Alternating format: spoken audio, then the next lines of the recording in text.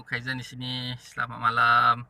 Baik, hari ini aku nak share kepada anda semua perkongsian pada buku yang aku sedang baca sekarang ni, Tadabbur, tulisan Ustaz Hakim.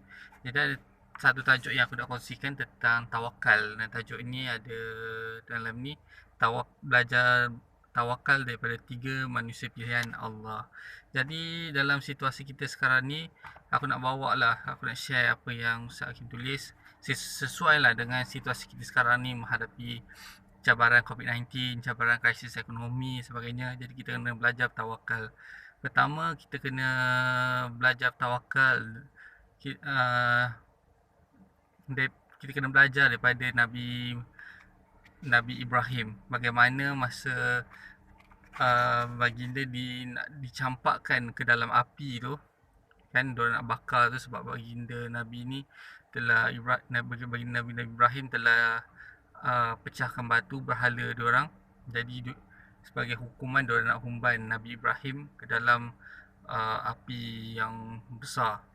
Jadi masa dicampakkan tu, Nabi Ibrahim masa nak kena campak tu, malaikat Jibril datang kepada Nabi Ibrahim dan offer pertolongan. Offer pertolongan untuk membantu Nabi Ibrahim. Tapi apa kata Nabi Ibrahim? Nabi Ibrahim tolak bantuan tu sebab Nabi Ibrahim kata yang berkuasa hanyalah Allah, yang boleh selamatkan aku ni hanya Allah sahaja. Maka benarlah. Jadi masa Nabi Ibrahim masuk dalam api tu tidak membakar baginda, malah api tu sejuk dan akhirnya baginda keluar dengan keadaan relax je daripada api tu. Orang ramai terkejut. Jadi ini tawakal. Tawakal maksudnya semata-mata pengharapan tu hanya pada Allah saja, bukan makhluk selain daripadanya. Ini yang nak disampaikan. Dan kemudian adalah belajar tawakal daripada kisah Nabi Musa. Bagaimana baginda Nabi Musa ni, masa baginda dengan para pengikutnya nak lari daripada Fir'aun, kemudian sampailah satu tempat dia telah jalan mati sebab Fir'aun dengan askar-askar tengah kejar dan akhirnya dia lari dan bertemu jalan mati. Depan dia laut yang besar. Jadi masa tu apa yang pengikut Nabi Musa semua dah keadaan panik. Semua dah hilang harapan dah. Tapi masa itulah Allah turunkan ayat Quran supaya Nabi Musa pacakkan tongkat baginda ke laut tu.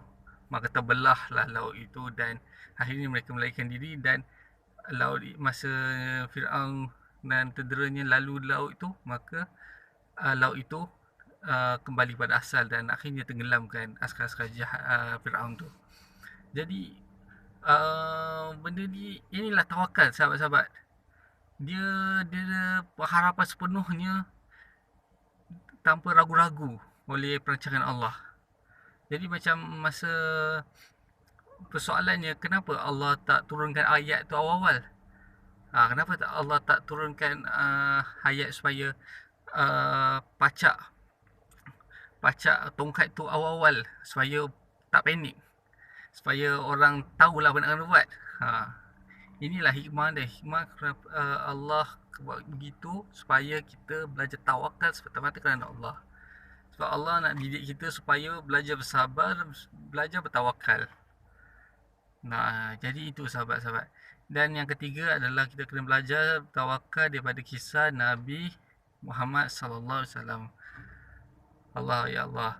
Jadi kisah Nabi Muhammad ini lagilah kita sangat-sangat perlu hayati.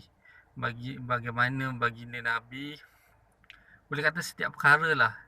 Saya bila sebut pasal Nabi Muhammad ni, perjuangan baginda ni sebab tau. Sebab perjuangan baginda untuk mematabatkan Islam di muka bumi ni sangat-sangat istimewa. Jadi sahabat-sahabat, masa kita ambil contoh Perang Badar. Masa Perang Badar tu jumlah tentera orang Islam sangat-sangat sedikit, 313 atau something, dan jumlah tentera kafir masa tu sangat-sangat banyak, berkali-kali ganda. Jadi bagaimana tentera Islam yang kecil itu dapat mengalahkan tentera kafir yang sangat-sangat besar itu? Jadi inilah Allah nak uji baginda Nabi, para sahabat baginda. Jadi dan adalah Allah turunkan golongan, maka menanglah tentera Islam lawan masa itu. Jadi sahabat-sahabat, kita kembali kepada sirah Nabi Ibrahim, Nabi Musa, Nabi Muhammad SAW. Jadi kita dapat lihat bagaimana Allah turunkan pertolongan. Allah turunkan ni last minute, satu peristiwa yang besar, satu peristiwa yang boleh macam besar hidup kita ni, ujian besar ni, nak tinggi sahabat kita ni, Allah bagi ujian yang sangat besar, dan Allah bagi pertolongan itu last minute supaya kita belajar untuk bertawakal semata-mata kerana Allah. Kita harapkan semata-mata pertolongan kepada Allah till the last breath, hingga titian terakhir nafas kita, hingga hembusan terakhir nafas kita, hingga titian terakhir darah kita, insya-Allah. Jadi sahabat-sahabat, mari kita belajar daripada ibrah kisah para nabi yang saya kongsikan tadi. Jadi tadabbur, bacalah dan suburkan hati. Salam.